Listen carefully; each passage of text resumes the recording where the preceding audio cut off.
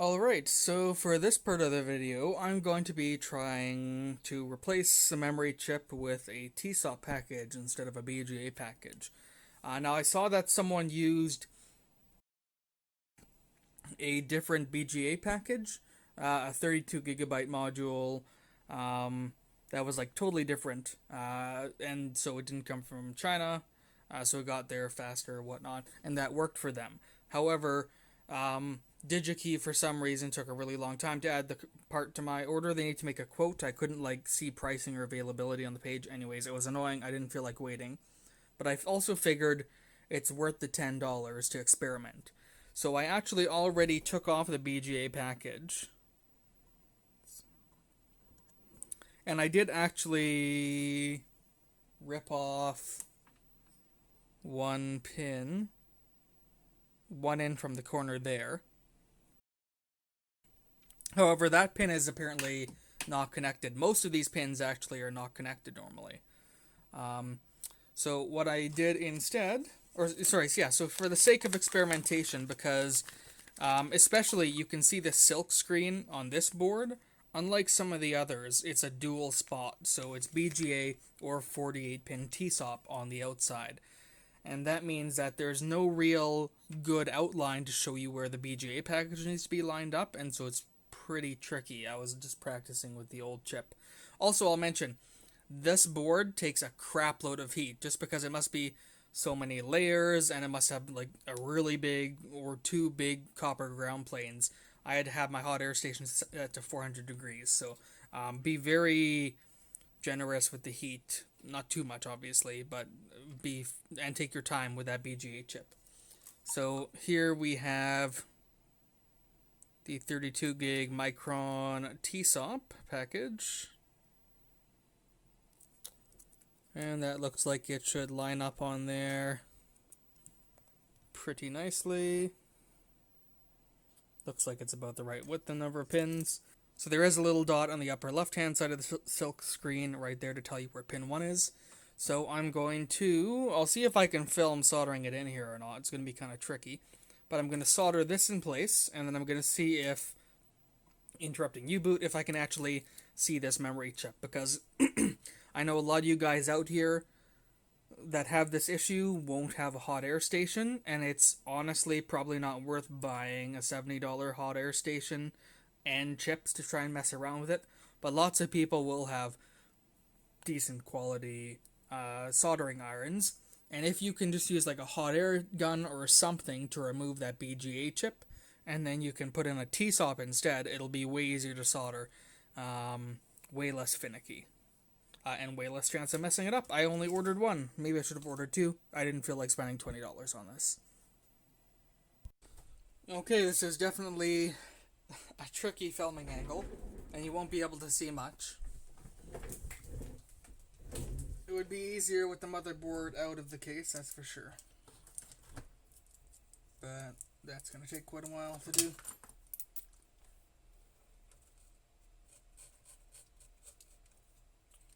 So I have my soldering iron set to 350 Celsius, which is basically where I always have it. I think that's everything lined up.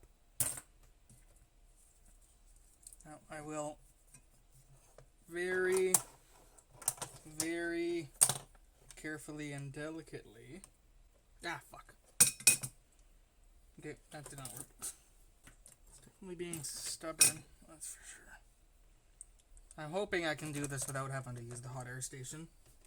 The hot air station would have everything lined up as it melts, but it would also be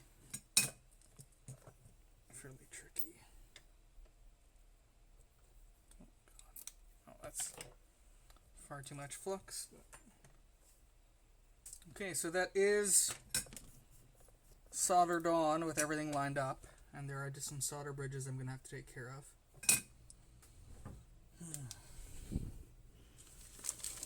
I think I need to try some solder wick on this, but I don't know where my solder wick is, or if I ran out. Okay, so I'm trying to take advantage of how flexible the sort of mounting setup is for my phone now that I have those arm things. So there are a couple pins that are stuck together on this side, and so I basically lifted up this one side, and I'm using my phone as a microscope essentially, because this is just small enough and awkward enough to do, especially in the case, that it's really not feasible. So I think I did damage, unfortunately, slightly one of the board contacts, and I really do wish I had a smaller.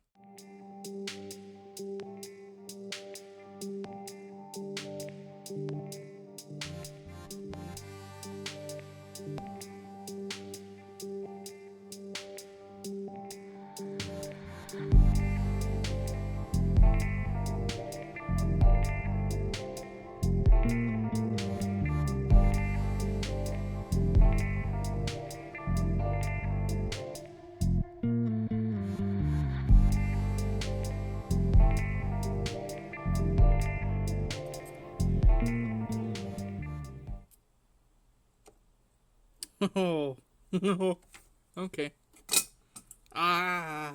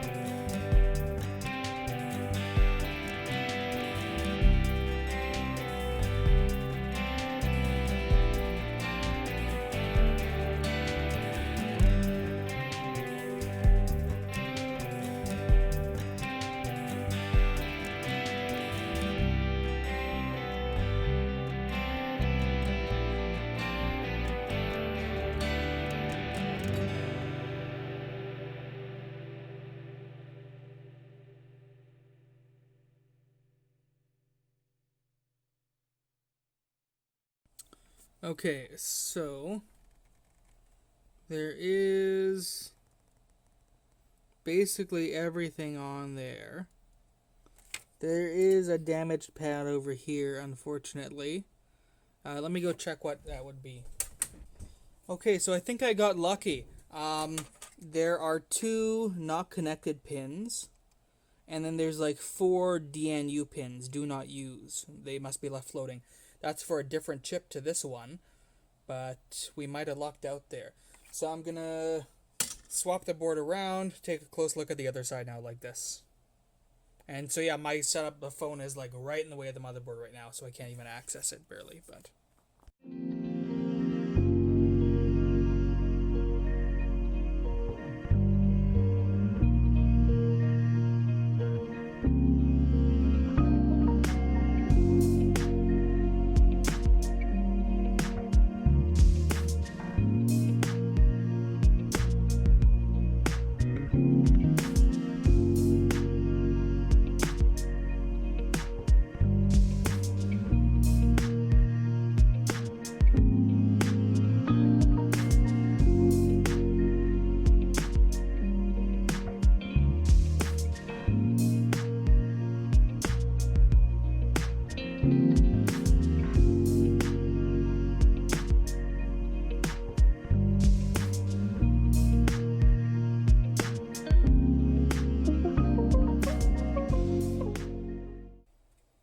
It's hard to tell, but I think I got the bridge out.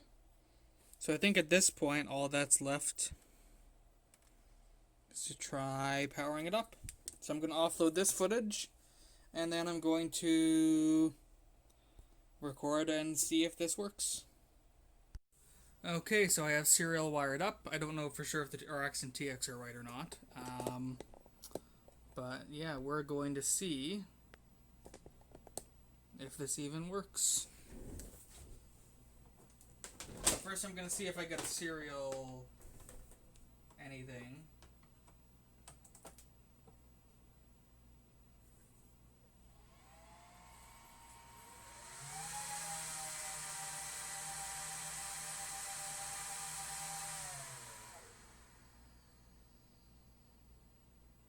Okay, so I think I need to swap RX and TX.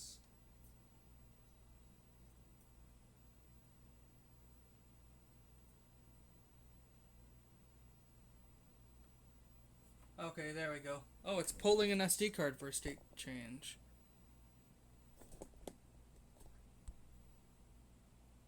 Wait, it's pulling an SD card for a state change.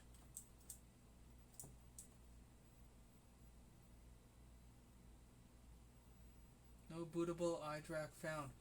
To recover IDRAC via ST, format SD using FAT on a Windows box or ex23 volume. Copy firmware.dmg to the path. Oh shit. Hang on. Start recording.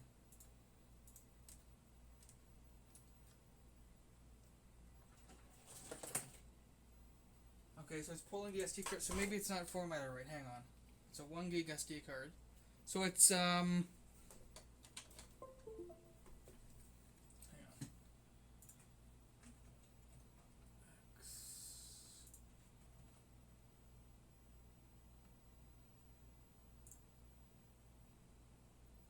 Okay, format the SD card. It's fat. Okay. Let's copy the image back over. Firm img.d7.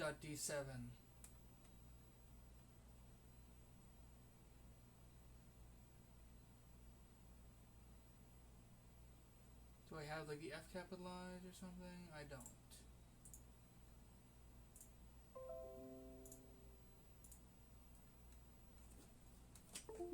Okay. This is new.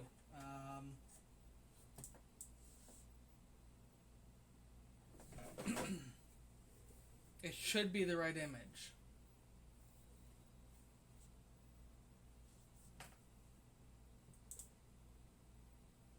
Hang on, wait. Okay, it's pulling it. Plug the SD card in. Found firmed IMG and FAT util recover target eMMC. It's reading the firmware.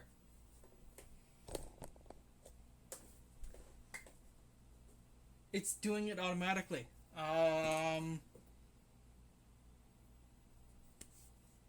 Oh shit. Recover failure. Shit. Card did not respond to voltage select.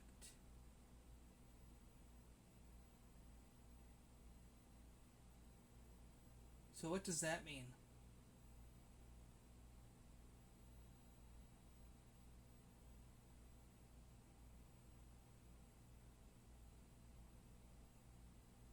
Okay, let's get into the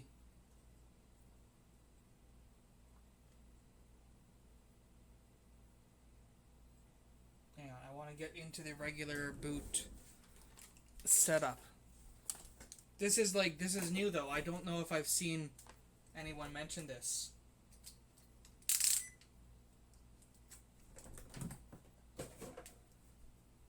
So why did it fail though?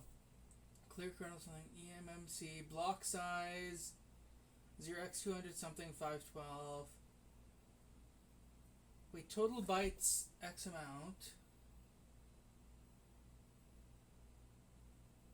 Card did not respond to voltage select. So is that the SD card? It's not locked, is it?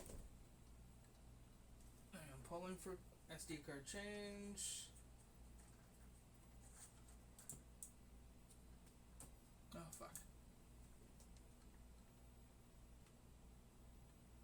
Okay, plug the SD card in.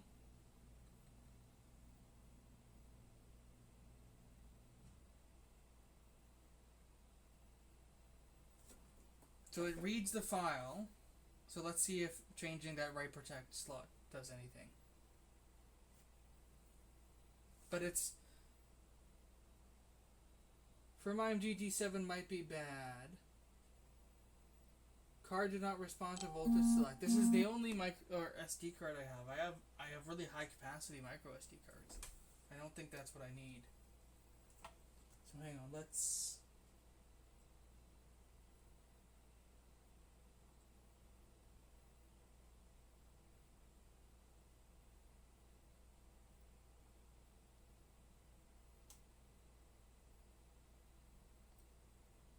IDRAC 7. Okay. Alright, that's in the prompt. That's a whole bunch of extra information that I've not seen before. Okay, what was the... It was something info. MMC info. Card did not Wait, was that? Card did not respond to voltage select. Okay, so that must be the card did not respond to the voltage select. They're talking about the memory. So let me push down on it just to see if it's like a connection thing.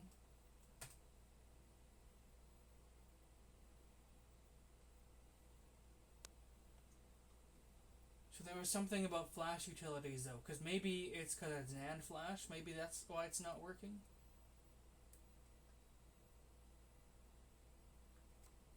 What am I looking for here? Fat info. Oh god. Shit, I don't know.